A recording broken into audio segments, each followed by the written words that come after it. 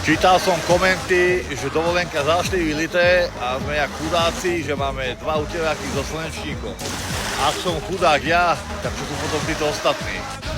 Pozerajte, koľko ľudí majú uteráky, dokonca hentam sú 4 a slnečníky.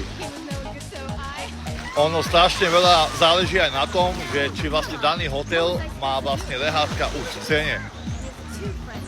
No náš nemá, no nevadí, tak sme si pomohli, ako sme si mohli. A ja si myslím, že nie je to zlé. Napíšte mi, aké máte skúsenosti vy, či používate uteráky so slnečníkom. No čo je na to?